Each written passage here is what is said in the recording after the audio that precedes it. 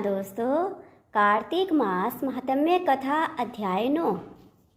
राजा पृथु ने कहा, हे मुनि श्रेष्ठ नारद जी, आपने कार्तिक माह के व्रत में जो तुलसी की जड़ में भगवान विष्णु का निवास बताकर उस स्थान की मिट्टी की पूजा करना बतलाया है, अतः मैं श्री तुलसी जी के महात्म्य को सुनना चाहता हूँ।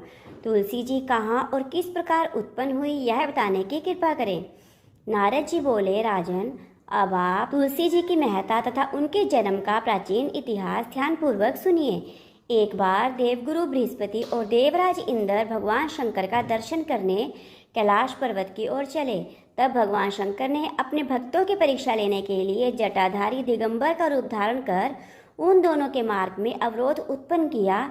यद्यपि वह तेजस्वी, शांत और चौड़ी छाती वाले गौर वर्ण अपने विशाल नेत्रों से युक्त तथा सिर पर जटा धारण किए वैसे ही बैठे थे, तथापि उन भगवान शंकर को न पहचान कर इंद्र ने उनसे उनका नाम व थाम आदि पूछा और कहा, भगवान शंकर अपने स्थान पर हैं कि नहीं, या फिर कहीं गए हुए हैं। इस पर तपस्वी रूप भगवान शिव कुछ नहीं बोले। इंद्र को अपने त्रिलोकीनाथ होने का गर्व था। उसी अहंकार के प्रभाव से वह चुप किस प्रकार रह सकता था। उसने क्रोधित होते हुए उस तपस्वी को घुड़क कर कहा, अरे, मैंने तुमसे कुछ पूछा है और तू उसका उत्तर भी नहीं देता। मैं अभी तुझ पर वज्र का प्रहार करता हूँ, फिर देखता हूँ कि कौन तुझ दुर्गति की रक्षा करता है। इस प्रकार कहकर जैसे ही इंद्र ने उस जटाधारी दिगंबर को मारने के लिए हाथ में वज्र लिया, वैसे ही भगवान शिव ने वज्र सहित इंद्र का हाथ स्तंभित कर दिया और विकराल नेत्र कर उसे देखा। उस समय ऐसा प्रतीत हो रहा था कि वह दिगंबर प्रज्वलित हो उठा है और वह अपने तेज से जला देगा। भुजाएं स्तंभित होने के कारण इंद्र दुखित होने के साथ साथ अत्यंत कुपित भी हो गया, परंतु उस जटाधारी दिगंबर को प्रज्वलित देखकर बृहस्पति जी ने उन्हें भगवान शंकर जानकर प्रणाम किया और दंडवत होकर उनकी स्तुति करने लगे। बृहस्पति भगवान शंकर से कहने लगे, हे दीनानाथ, हे महादेव, आप अपने क्रोध को शांत कर लीजिए और इंद्र के इस प्रकार अपराध को क्षमा कर दीजिए।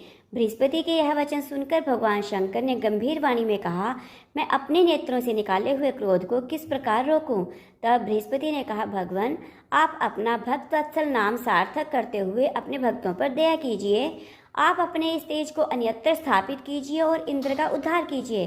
तब भगवान शंकर गुरु बृहस्पति से बोले, मैं तुम्हारी स्तुति से अत्यंत प्रसन्न हूँ। तुमने इंद्र को जीवन दान दिलाया है। मुझे विश्वास है कि मेरे नेत्रों की अग्नि अब इंद्र को पीड़ित नहीं करेगी। बृहस्पति से इस प्रकार वचन कहकर भगवान शिव ने अपने मस्तक से निकाले हुए अग्नि में तेज को अपने हाथों में ले लिया और फिर उसे क्षीर सागर में डाल दिया। तत्पश्चात भगवान अंतर्ध्यान हो गए। इस प्रकार जिसको जो जानने की कामना थी उसे जानकर इंद्र तथा बृहस्पति अपने अपने स्थान को चले गए। तो दोस्तों, कैसी लगी आपको मेरी ये कथा? अगर अच्छी लगी तो प्लीज़ वीडियो को लाइक करें, चैनल को सब्सक्राइब करें और वीडियो को ज़्यादा से ज़्यादा शेयर करें और हर पल एक ही नाम स्मरण करें, हरे कृष्ण कृष्ण कृष्ण हरे हरे, हरे राम राम राम हरे हरे।